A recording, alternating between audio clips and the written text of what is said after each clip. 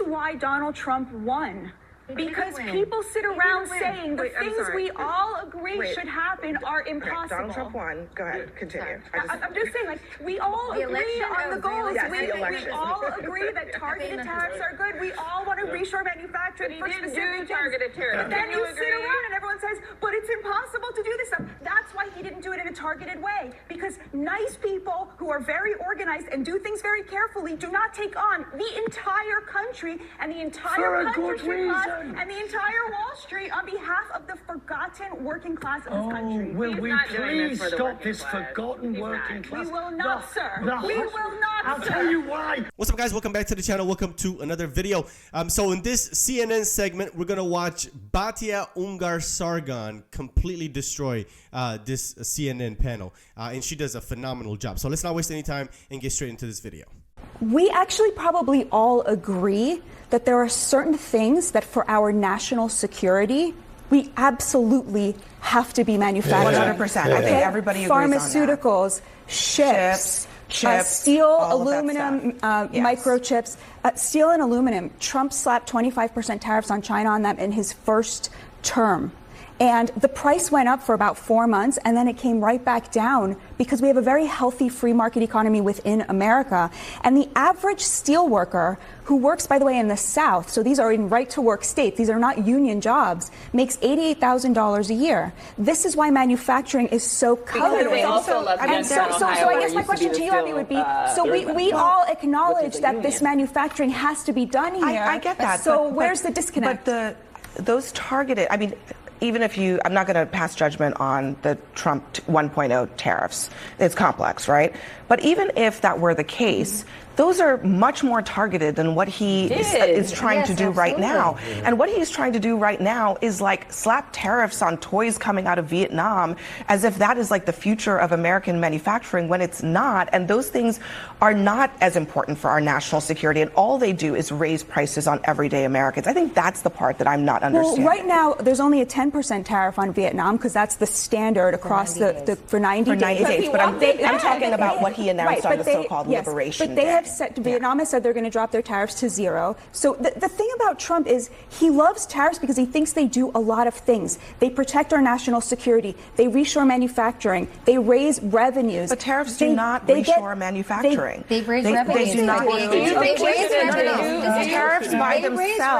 Tariffs by themselves do not reshore. You have to also do other things to encourage manufacturing in the country. The original tariff on China, during his first term, $30 billion new steel plants in Arkansas, state-of-the-art steel plants being built in Arkansas. Look at the research. 1,000 steel jobs were created. 75,000 jobs that rely on steel were lost. Those are the facts. Yes, absolutely. The Peterson Institute has well and truly documented steel tariffs, solar panel tariffs, all of them from the first administration. And yes, there were certain gains, important gains. There were also heavy losses. And there's a reason no country does this in this particular way, because historically it hasn't worked. The country doing the general tariffing always loses in the end. This is why Donald Trump won. Because people sit around saying the things we all agree should happen are impossible. Donald Trump won. Go ahead, continue. I'm just saying, like, we all agree on the goals. We all agree that targeted tariffs are good. We all want to reshore manufacturing for specific targeted tariffs. But then you sit around and everyone says, but it's impossible to do this stuff. That's why he didn't do it in a targeted way. Because nice people who are very organized and do things very carefully do not take on the entire country and the entire and the entire Wall Street on behalf of the forgotten working class of this country. Will we please stop this forgotten working class? We will not, sir. We will not, I'll tell you why. Because here's the way I think they're thinking about it. It feels like the direction they're heading in is that what Trump basically wants is for our allies to consume a lot more of our products and for China to produce a lot less of what we consume. And so I think what he's going for is a kind of soft global embargo on China. And the way that he went about doing that is he basically picked up a baseball bat and said to the entire global elites, That's a really nice stock market you've got. It would be a shame if anything happened to it. And the reason that I think that was effective is, I mean, Lutnick is saying that they could never have gotten such good deals if that pressure that you're actually describing wasn't there. But I think that was more designed for a domestic audience.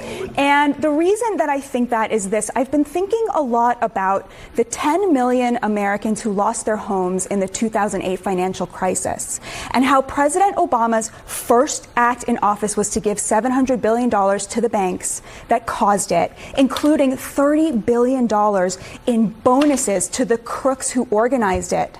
And I'm thinking about how those very Americans saw a president pick Wall Street over Main Street, and what they saw this whole week was a president willing to go out there and fight for the forgotten men and women of this heartland and take on the entire international global order. Okay. First of all, you cannot say. Do you know what is so amazing about this whole tariffs saga? The Americans who have the least are willing to say, you know what? Maybe I don't need that extra piece of crap from China. Maybe I'm going to make a little bit less in my 401k if it means that my children have a future.